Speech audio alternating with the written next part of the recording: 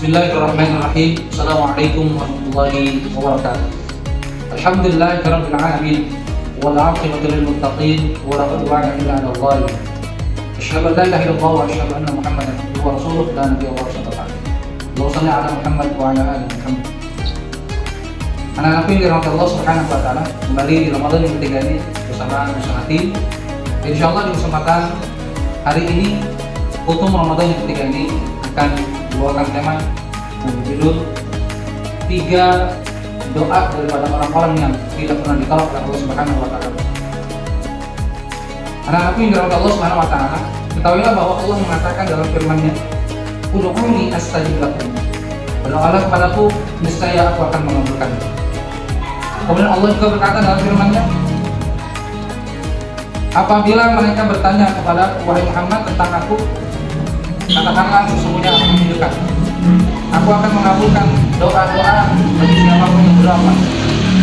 Maka doa itu penting bagi kita. Seorang hamba hendaklah dia memohon meminta kepada Allah Subhanahu wa taala dan untuk berdoa kepada Allah Subhanahu wa taala. Kapanpun, dimanapun, bagaimanapun, hendaklah kita selalu berdoa kepada Allah Subhanahu wa taala. Apalagi di bulan yang penuh dengan berkah ini, di bulan yang penuh dengan begitu banyak nikmat yang Allah berikan kepada kita semua. Marilah senantiasa kita perbanyak doa-doa kita. Akan doa-doa kita panjatkan kepada Allah setelah salat dan waktu-waktu yang mustajabah, setelah azan, antara azan dan iqamah dan seterusnya.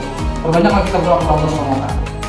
Dalam sebuah kitab al-Azkar disebutkan bahwa warwaina fi kitab Tirmidzi wa Ibnu Majah an Abi Hurairah radhiyallahu anhu qala, diriwayatkan dalam kitabnya Imam Tirmidzi dan Ibnu Majah dari Abu Hurairah radhiyallahu anhu telah berkata, qala Rasulullah sallallahu alaihi wasallam, bersabda Rasulullah sallallahu alaihi wasallam, "Thalathun la turaddu da'watuhum." Ada 3 orang yang doanya mereka itu tidak ditolak oleh Allah Subhanahu wa taala.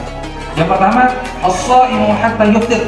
Yang pertama adalah doanya orang yang berpuasa sampai dia berbuka. Nah, alhamdulillah kita sekarang sedang berpuasa. Maka perbanyaklah doa kita kepada Allah Subhanahu wa taala.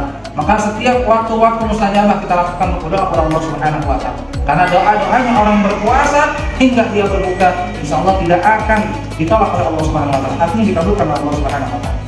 Yang kedua, doa orang yang tidak ditolak oleh Allah Subhanahu wa taala adalah wal imamul adil. Imam yang adil, pemimpin yang adil, yang menegakkan ajaran-ajaran Allah, maka ketika dia berdoa, maka doanya tidak akan ditolak oleh Allah Subhanahu wa taala.